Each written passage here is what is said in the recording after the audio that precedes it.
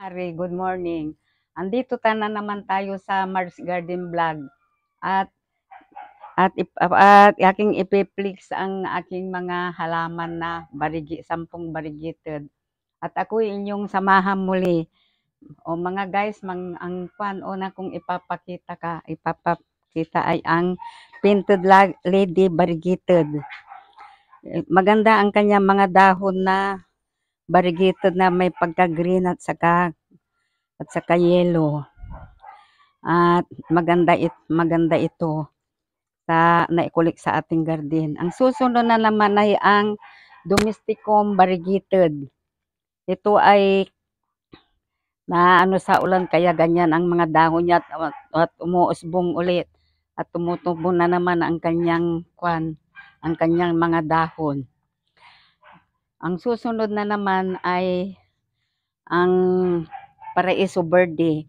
Ang Paraiso Verde ay may mahabang dahon na variegated na parang heart leaf na na mahaba.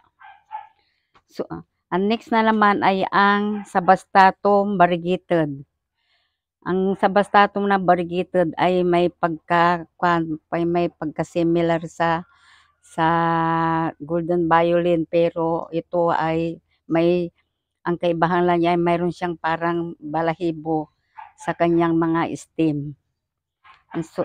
Ang next na naman ay ang Fiddle Lime variegated. Maganda itong Fiddle Lime variegated at lalo na ang kanyang mayroon siyang hawig sa tiger tooth. Ang kanyang mga dahon na maganda ang kanyang kulay na green at saka variegated na mahahaba ang kanyang mga dahon.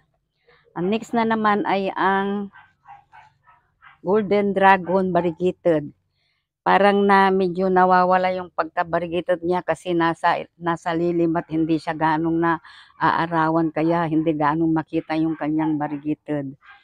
Ang susunod naman ay ang Green Sheratom variegated. Ang kanyang mga dahon ay mahaba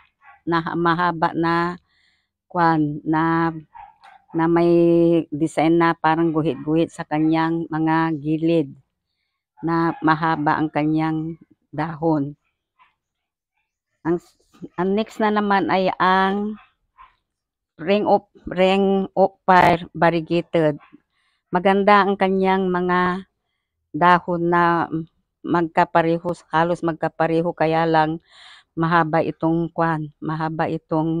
Green Sheratom, pero itong ay medyo maiksi ng kaunti at maganda ang kanyang pagka-variegated na green at saka parang mayroon siyang white na sa kanyang mga dahon.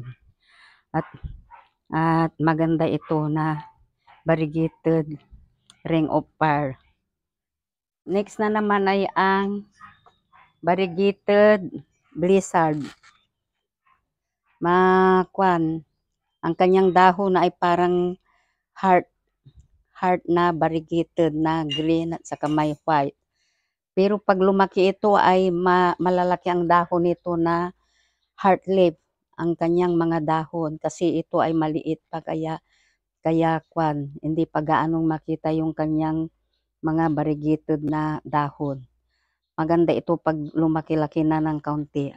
Ang next na naman ay ang Paraiso Verde. Ang Paraiso Verde ay mahaba ang kanyang dahon na rounded na may design ang kanyang mga dahon na green at saka white. Maganda ito at lalo na pag malalaki na ito na puno na itong paso ay maganda ito na na ikulik sa ating garden. O itong lahat ang aking mga 10 variegated mga guys, mga mari. At salamat na naman sa inyong panonood. Maraming salamat po. God bless.